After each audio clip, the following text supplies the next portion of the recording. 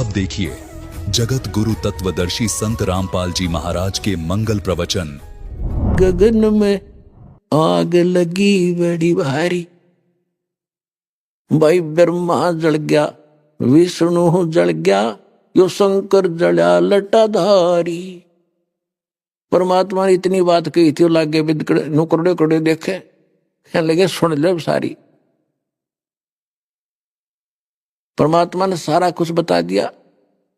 तीन देव की जो करते भक्ति, उनकी कदे ना होवे मुक्ति। गुण तीनों की भक्ति में ये भूल पड़ो संसारे, कह कबीर निज नाम बिना कैसे उतरो पार। मालिक ने सुनाया सत्संग कि ये तीन लोग के चौधरी हैं, एक एक विभाग के मालिक हैं। इनके पिता ज्योत निरंजन काल है, इनसे ऊपर एक और अक्षर ब्रह्म है, अक्षर ब्रह्म से ऊपर परम अक्षर ब्रह्म है।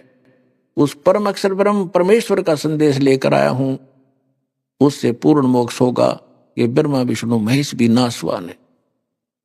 बस कितना कहना था, उड़ा पड़ गई किल की, ये क्या बकवास कर रहा है, तू बैठ जा, ये है वो। परमात्मा बोले ले भाई बैठ गया मैं।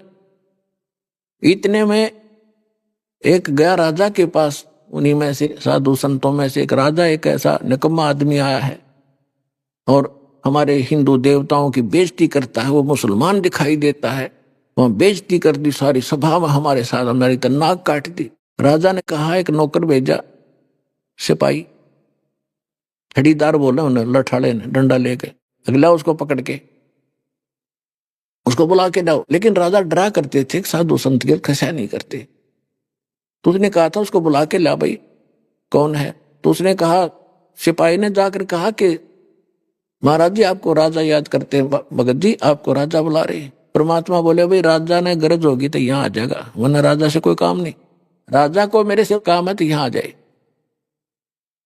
अब यह बात सुनकर वो फिर दो तीन और साथ के छड़ी उस सिपाही के, और नमक मिर्च लगा के राजा को कहा, जी वो तेनों कहा उसको गरज होती यहाँ आ जाएगा। अब इस बात से उस बुद्धिमान होते हैं, राजा से बालक नहीं होते। उसने इतना तो महसूस किया कि भाई कोई आम भगत और संत नहीं है ये, ना तो राजा बुलाओ भाजी आओ, और कह के न सोचे कि इनाम देगा। राजा खुद चला। जब वो वीरदेव सिंह बघेल 100 फुट की दूरी पर रहा और उनसे पूछने लगा, कौन सा है वो भक्त? उन्होंने बताओ सामने बैठा है टोपी वाला। तब क्या हुआ, परमात्मा आसन पदम लगाए बैठे थे, जमीन से 1.25 हाथ ऊपर, यानी इतना ऊंचा, एकदम ऊंचे हो गए, नीचे कुछ नहीं, ऐसे ऊपर इतना हवा में बैठ के नो के नो आसन पदम लगाए। राजा देखे नो, और किसी को दिखाई नहीं, औरों को दिखे नीचे बैठे, राजा को दिखे 1.25 हाथ ऊपर। राजा का पसीने आगे जाते प्रणाम किया, ये तो आम भक्त नहीं है भाई। परमात्मा को प्रणाम किया। सारे श्रोता हैरान रह गए कि इसको ये कैसे क्या हो गया। तब राजा ने कहा कि भगवान हमारे घर चलिए, और उस साथ में गुरु जी तो जाना ही था, उसका जो पूर्व गुरु था वहां बैठ गया, पंडित जी था वो। तब पूछा कि जी आप बताइएगा, आप कैसे कहा कि ब्रह्मा विष्णु महेश के ऊपर भगवान है, ये है वो है? परमात्मा बोले ये कौन है? ये मेरे गुरु जी हैं। किस जाति से? ब्राह्मण है। राजा ने कहा ये ब्राह्मण है। ब्राह्मण है तो वेद गीता और पुराणों को जानते होंगे। हाँ जी, चारों वेदों गीता और पुराणों को कंठस्थ याद किए हैं। तो ब्रह्मा विष्णु महेश के माता पिता मैं बताता हूं, और इनमें देख ले तेरी पुस्तकों। देवी भागवत में 3रे स्कंद में लिखा है, विष्णु जी स्वयं कहते हैं कि तुम शुद्ध स्वरूपा हो। सचित्र मोटा टाइप गीता प्रेस गोरखपुर से प्रकाशित में आज के दिन दास बता रहा है, उसमें परमात्मा ने वैसे बताया, वो तो संस्कृत में थी उस समय ज्यादा। और विष्णु जी स्वयं कहते हैं कि हमारा तो जन्म और मृत्यु होता है, हम अविनाशी नहीं है।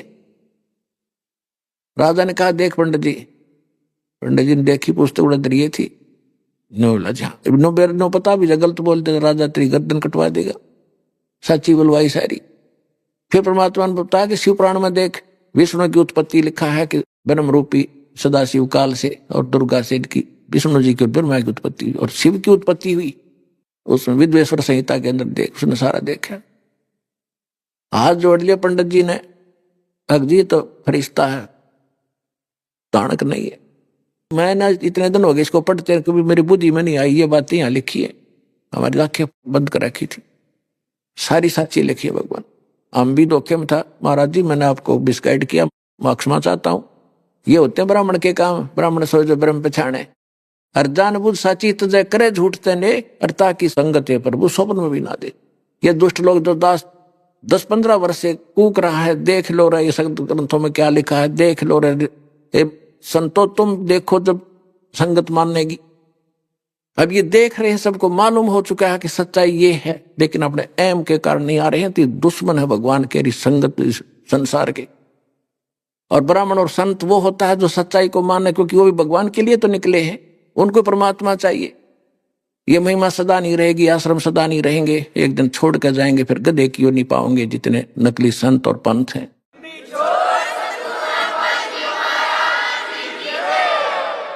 इसका नाम ब्राह्मण होता है।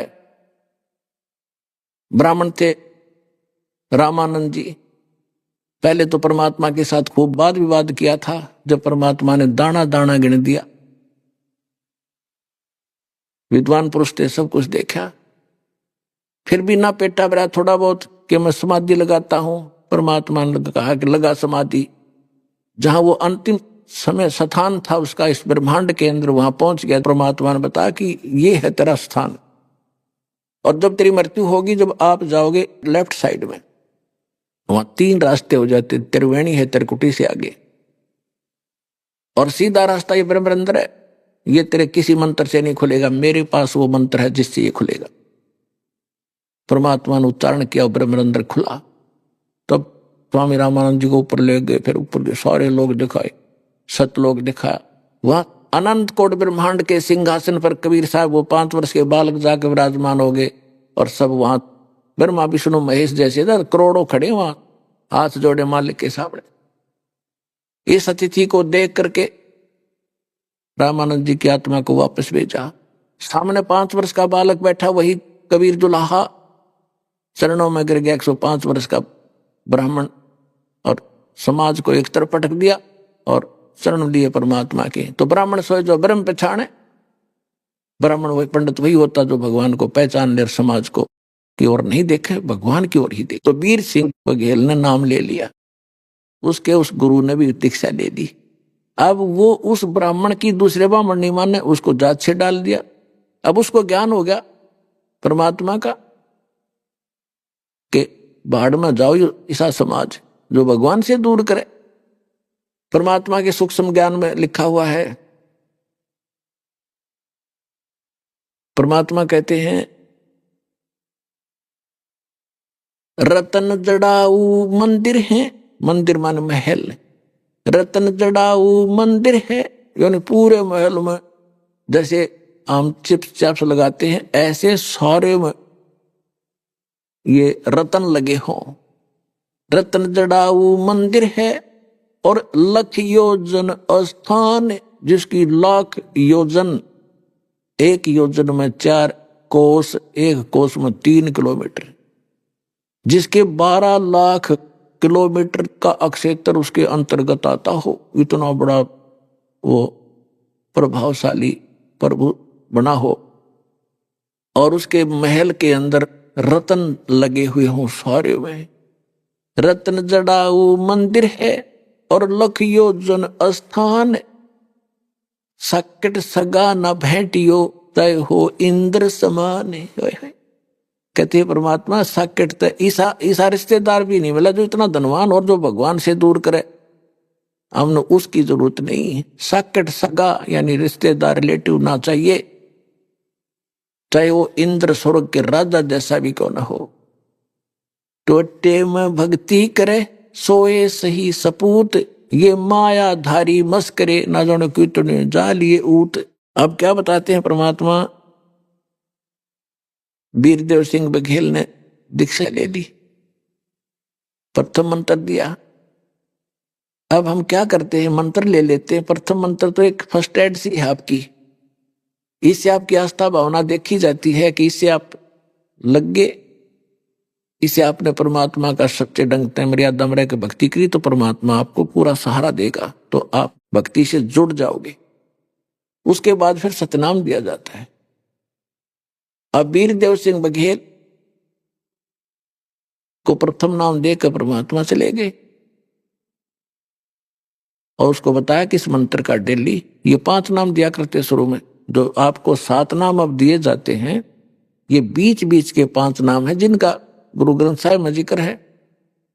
5 नाम धनकार धुन, वो ये मंत्रों की धुन है, क्योंकि प्रत्येक ये ब्रह्मा विष्णु महेश शिव ये जितने हमारे भगवान हैं, देव हैं, इस शरीर के अंदर बने हुए कमलों में इनका दृश्य स्थल है और ये ऊपर अपने लोक में रहते हैं। जैसे टीवी के अंदर हम देख सकते हैं उस चैनल को ऑन करके वहां का कार्यक्रम, ऐसे ही यहाँ विद्यमान इनसे संबंधित है, तो इनका जाप करना है।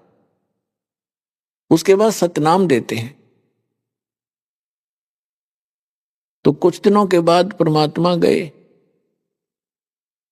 वीरदेव सिंह बघेल के घर पे कि देख का है पौधा मेरा लगा है कि नहीं, सिंचाई करनी, सत्संग सुनाना, ज्ञान सुना। ये आपको यहाँ नाम देने के बाद आपको यहाँ इसलिए बुलाया जाता है कि आपकी भक्ति बीज बोया है, इस ज्ञान से, सत्संग से, आशीर्वाद से धर्म पुण्य करवा के आपकी सिंचाई की जाएगी भक्ति के पौधे की, तब आप जड़ पकड़ेगा वो, तभी अंकुर फूटेंगे।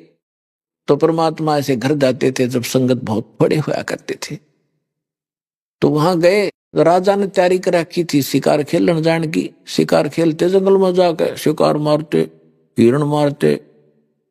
इन बका रखे थे नकलियों ने कि क्षत्रिय का काम होता है जंगल में जावे हैं और शिकार करते, शेर भी आ जाए उससे भी लड़े ताकि आपकी सूरवीरता बनी रहे। मेरे कर्म फड़वा दे। सूरवीरता तो वैसे है, भक्ति करे, भगवान का साथ सहारा ले, कुछ भी आपत्ति ना आवे। राजा ने 1 हफ्ते 10 दिन का प्रोग्राम बना रखा था, सब कुछ तैयारी कर रखी, कति सारा सामान घोड़ों पर लाद रखा और स्वयं बैठने तैयार हो रहा घोड़े पे चलने के लिए। परमात्मा पहुंच गए। परमात्मा गए तो उतर गया नीचे, बैठ गए 10-20 मिनट और फिर कहा महाराज कैसे आना हुआ? ये इसलिए आया था बच्चा कि सतनाम देना था आपको, कि दे दो जी। अगर नहीं अभी नहीं भाई, ऐसा कर तो आज यहां रुक और कल तेरे को सतनाम दूंगा। नु बोला जी ऐसा है, आज तो हमने पूरी तैयारी कर रखी है और चलो आप भी चलो, जंगल में सैर सपटे करके आएंगे, फिर कल दे दियो। परमात्मा बोले मैं तो जाया नहीं करूं, जाता नहीं ऐसी पिकनिकों में, हमारी तो पिकनिक भगवान के भजन की है, कितना बैठ के कर। पर नहीं मान्या, नहीं जी चलो जी। परमात्मा बोले मैं चलूंगा ना, पर तुम्हें शिकार कोई नहीं मिलेगा। तो वीरदेव सिंह कहने लगे नहीं जी वहां से जंगल में जाएंगे, बहुत शिकार है वहां, तो बहुत घने हिरण है, मोरग है बड़े। ये परमात्मा चल पड़े कबीर साहब, एक घोड़े पर उनको बैठा लिया, जाकर टेंट लगा दिया। टेंट लगा दिया तो क्या हुआ, पहले शिकार खोजने लगे इधर उधर। शिकार के साथ साथ जो है ना काफी दूर तक चले गए, सारी सेना भी, राजा भी। वो जो उनका मूल कैंप था वो कम से कम कई किलोमीटर दूर रह गया, 8-10-15 किलोमीटर वन में, जंगल में। तो वहां जब पहुंच गए शिकार कोई मिला नहीं। एक बैठ के एक वृक्ष से सब इकट्ठे हो गए दूर से आके, और उनको इतनी गजब की भूख और प्यास लग गई, यदि आध घंटा पानी ना मिल रहा तो सारे मरे। एक लीला दाता की। तो सब ने, राजा ने आदेश दिया कि पता करके आओ इधर उधर जाके पहाड़ों पर, किधर कोई जंगल में सरोवर हो, तालाब हो। दूर दूर तक वो चले गए, कहीं कोई तालाब नजर नहीं आया। परमात्मा ने कहा कि भाई, परमेश्वर कबीर जी बैठे थे, कहा कि इस पहाड़ पर देख लिया, उस पर देखा हो पा जाए जल। तो सभी हंसने लगे जी, जब नीचे समतल पर पानी नहीं मिला वहां कहां पानी होगा,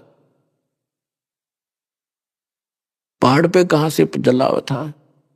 महाराज जी, उनमें से एक समझदार मंत्री था वर्द, वो कहने लगा भाई संता की बात पे विचार कर लिया करे, देख कान में क्या दिक्कत है, घूमे आओ तुम, जब न कहा है।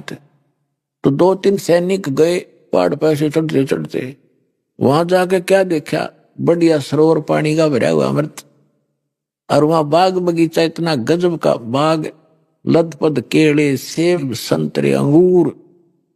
उन आवाज लगाई, आ जाओ आ जाओ, बहुत बढ़िया जल है, बहुत सुंदर, यहाँ तो बाग है पूरा। तो सारे पहुंच गए फटाफट वहां।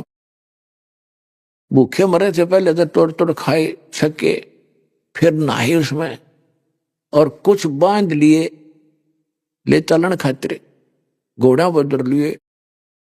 जब चलने लगे, राजा भी बैठा घोड़ों पर, मालिक को भी बैठा लिया घोड़े पर, और चलते चलते राजा बराबर बराबर चल रहे हैं। राजा ने पूछा, हे भगवान, हे गुरुवर, भगवान की ऐसी लीला कि देख पहाड़ के ऊपर जल और बगीचा लगा दिया, कमाल होगा कि देखने में कितना सुंदर है। एकदम घोड़ा मोड़ कर देखा, वहां क्या देखा, ना जल ना कोई बाग, बस सूखे पत्थर पड़े। वापस फेर लिया मोड़ के, सारा घूम का धक्के खा कर देख थोड़ा कुछ भी कौन। और वो फल अंगूर तोड़ रखे, घोड़ा बदल रखे हुए न्यारे, वो तो उनके पास थे, सपना भी ना हुआ।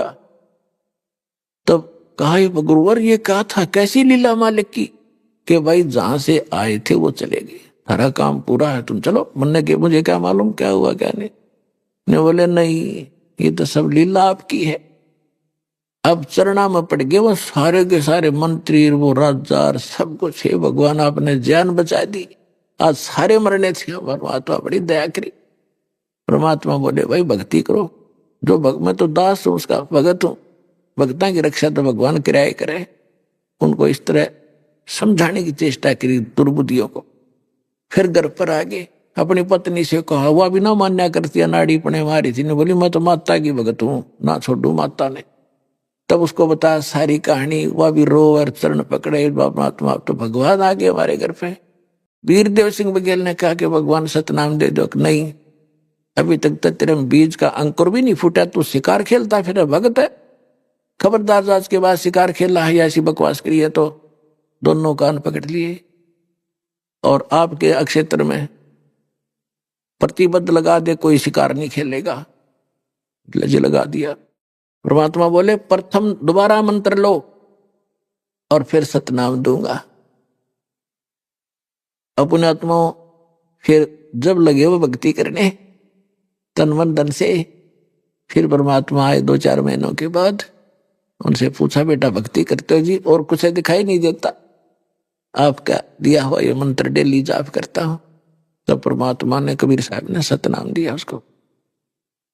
अब उसके साथ साथ काशी में और भी बहुत से भक्त परमात्मा के हो गए थे कबीर साहब के। एक चंद्रप्रभा नाम की पंडितानी थी, विधवा हो गई थी, उसका एक बेटी थी, और वो परमात्मा से उपदेश ले रखा था। हम ऐसे बौले हैं, अनजान हैं, हम भगवान को नहीं पहचान पाए, इसी कारण से हम धक्के खा रहे हैं, कुछ लाभ मिल नहीं रहा, भक्ति भी करते रहे। अब कुछ दिनों के बाद क्या हुआ, वीरदेव सिंह बघेल को ये पता चल गया था कि सार नाम भी बता रखा गुरुजी ने, सतनाम तो मिल गया। तो कहा, भगवान सार नाम भी दे दो। परमात्मा बोले, भाई सार नाम के योग्य होगा तब दूंगा। 5-7 वर्ष के बाद फिर परमात्मा बोले, भाई एक काम करें, तेरे को मैं सार नाम दूंगा, लेकिन मुझे उसमें एक ऐसे वस्त्र की आवश्यकता पड़ेगी। पड़ती नहीं, वैसे मालिक ने वो उसकी परीक्षा करनी थी, उसकी आंखें खोलनी थी, एक तीर से 2 शिकार करने थे। तो क्या कहा कि एक तेरी गुरु बहन है, चंद्रप्रभा नाम है, और ऐसे ऐसे उसके पास एक साड़ी है, साड़ी जैसे उसने वो साड़ी बताऊं कैसे बनाई है, अपने आंगन में बाड़ी बोई कपास का पौधा, और गंगा जल से अपने सिर पर नंगे पैर लाकर उसको सींचा है, और उससे कपास बनाई। कपास बनाकर वो रुई बनाई, लोड का अपने हाथों से उसने काता है, और अपने हाथों से उसने कपड़ा बुना है। उससे उसने एक धोती तैयार कर रखी है, साड़ी। वह तू साड़ी ला दे उस अपनी बहन से, और फिर मैं तुझे सार नाम दे दूं। राजा ने कहा, जी धन्य, बहुत अच्छा है। अब राजा ने सैनिक भेजे कि बहन को कहो ऐसे ऐसे राजा आ रहा है। परमात्मा बोले, तो खुद जाना लेने के लिए? और भाई ऑर्डर नहीं, अकना जी मैं जाऊंगा, मैं तो भगवान चाहिए। संदेशा भेजा उस बहन के पास। सैनिक चली पड़ते हैं, पहले ही पता लगते राजा वहां जा रहे, तो जाके कह दिया बहन ऐसे ऐसे राजा आ रहे हैं वीरदेव सिंह जी। वो उसको ये मालूम था भगत है हमारा, ठीक है कोई बात ना भाई, आ जाएगा, क्या बात हुई आज गरीब के घर पर राजा आवे। कुछ मन में दुख भी था कि राजा लोग बेसिक भक्ति करते हैं पर इनकी बुद्धि साबित ना होती, नीयत साफ नहीं होती, कोई गड़बड़ ना हो जाए। फिर भी वो दिल सा डांटना पड़े, मजबूरी थी, अलग से आसन लगा दिया। राजा पहुंच गया, बैठ गया, हाथ जोड़ के खड़ी होगी कि महाराज बोलो क्या आदेश है। बहन एक प्रार्थना है, आदेश नहीं है, मैं आपका भाई, आप मेरी बहन, गुरु बहन भाई हम, और बैठ जाओ आप भी। मैं एक आपसे एक वस्तु मांगने आया हूं, बहन नाटिए बचना। अब उस बहन ने कहा कि देखो आप राजा, हम रैयत आपकी प्रजा है, राजा का अधिकार पूरी प्रजा पर होता है, आपका सब कुछ है, मैं आपको नाट कैसे सकती हूं, पर ऐसी चीज ना मांगियो जो मुझे नाटना पड़ जाए। तब उसने कहा कि ठीक है बहन, मैंने सारनाम लेना गुरुजी से, और गुरुजी ने एक वस्तु मांगी है कि एक कपड़ा चाहिए, सफेद धोती स्वच्छ, और तब वो मुझे सारनाम देंगे। और आपके पास गुरुजी ने बताई। तो वो लड़की बोली, बहन बोली महाराज जी मेरे पास तो घड़ी साड़ी दरी है, या भी कोई बात तो 2 ले जाओ, 10 ले जाओ। वो राजा बोला नहीं, आपने 2 साड़ी अपने हाथ से ऐसे ऐसे बनाई है, अपने आंगन में बाड़ी का पौधा उगा के वह साड़ी मंगवाई है भगवान ने, गुरुजी ने, वो चाहिए है। चंद्रप्रभा कहने लगी भाई देख यह साड़ी तो मैं नहीं दूं। राजा ने पूछा आप क्या करोगी, कि मैं इसको अपने भगवान जगन्नाथ के चढ़ा खाऊंगी, जगन्नाथपुरी में जाके। मेरा एक एक प्यार का, उसके प्रति प्यार का तार इसके अंदर मैंने पिरो रखा है। राजा बोला बहन अगर ये साड़ी मुझे नहीं देगी तो मुझे सारनाम नहीं मिला, मेरा जीवन नाश होगा।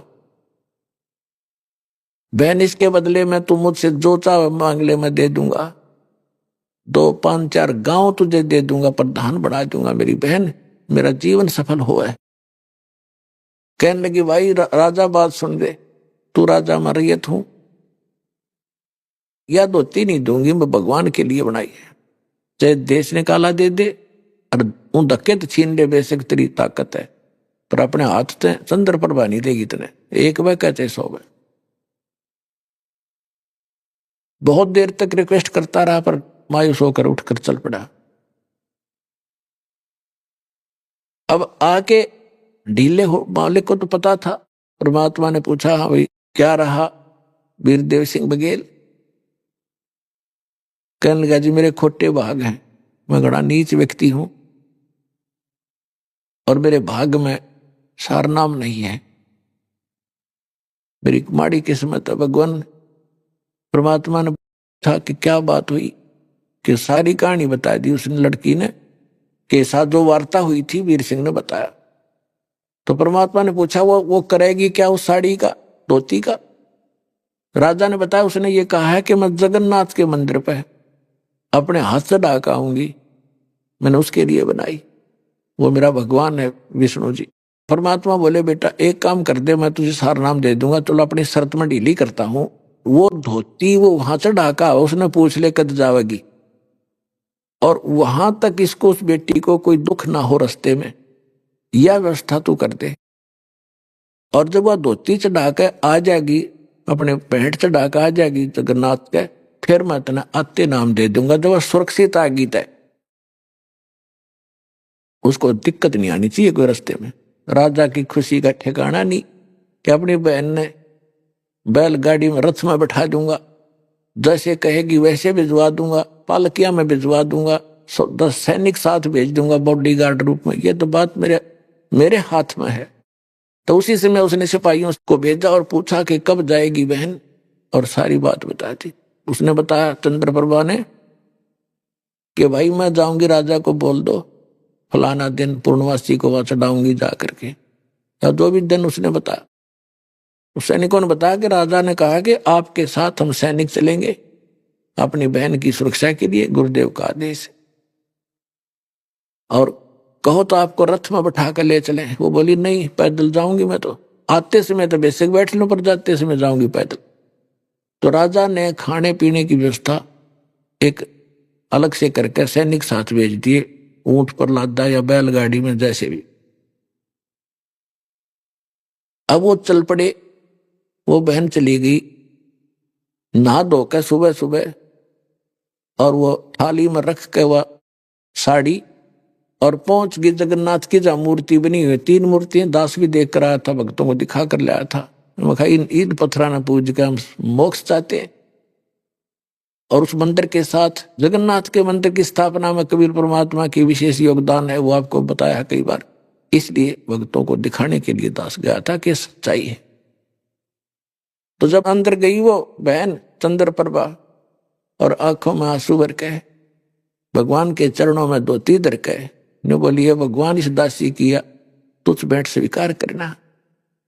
वो साड़ी वहां से उठी और बाहर प्रांगण में आके गिर गई, और आकाशवाणी हुई कि हे महामूर्ख, जगन्नाथ तो काशी में बैठा है, और कबीर और तू आ गई यहाँ पत्थर पूजन, और जाके उसको दे दे, उसके चरणा में पड़ जा, वो जगन्नाथ आया हुआ है। जगन्नाथ का अर्थ यो नहीं श्री कृष्ण जो सारी सृष्टि का मालिक स्वामी हो, उसको जगन्नाथ कहते हैं। अब वो बहन वहीं से रोने लगी थी कि मैं कितनी मामूर्ख हूं, ये भगवान में समझने से कि गुरुजी आपको, हे परमात्मा आप कैसी मारे हो, हे परमात्मा मैं पापड़ हूं, मैंने कितना अपराध कर दिया। वहां से लगी थी रोने। साथ में सैनिक साथ गए थे, उन्हें सारी घटना देखी, और 10, 15, 20 दिन में वापस आए हुए। उस दिन भी परमात्मा वीर देव सिंह बघेल के घर पर पहुंच गया कि आज इसका सामने सांग करूंगा सारा। अब पहले पता करा कबीर साहब की झोपड़ी पर, वहां से पता चला कि राजा के घर गए हैं, तो सारे के सारे सैनिक भी, हुआ बेटी भी, बहन भी, वीर देव सिंह बघेल के घर पहुंचे। राजमहल में परमात्मा बैठे आस, वो धोती को उठा के लाई थी, सिर पे धर के मालिक के चरणा में रख के रोन लाग रही बुरी तरह। अब बोल नहीं पा रही थी। राजा ने सोचा मेरी किस्मत बाड़ी, अरे बहन को कोई आपत्ति होगी, और ये सैनिक कहाँ चले गए थे, ने कमे क्यों ना रक्षा करी इसकी, देख के बात बनी क्यों रो रही है बहन, इसको कोई दिक्कत आई है रास्ते में। अब मुझे सारनाम नहीं मिला। उसने एक सैनिक को बुलाया, क्या हो गया इसको? उन्होंने बताया जी कुछ नहीं हुआ, बहन को सुरक्षित ले गए, सुरक्षित लाए। और उसने सारी कहानी बताई, जिसने वहां धोती चढ़ाई जाके जगन्नाथ के मंदिर में, और इस बार धोती वहां से उठकर बाहर आंगन में गिर गई। और आकाशवाणी हमने सुनी कि जगन्नाथ तो वो कबीर नाम से बैठा है काशी के अंदर, तू यहाँ धक्के खाना ही ना लग, तेने शर्म नहीं आई, ले जा इस धोती को वहां उठाकर धर दे उसके चरणों में। अब राजा का पन लग गया, रोई तो भगवान बैठे थे, हम मूर्ख हैं, है पहचान नहीं सके। तो परमात्मा कहते हैं गुरु मानस कर जानते ते नर ये अंध, और हुए दुखी संसार में फिर अग गई उनके बंद।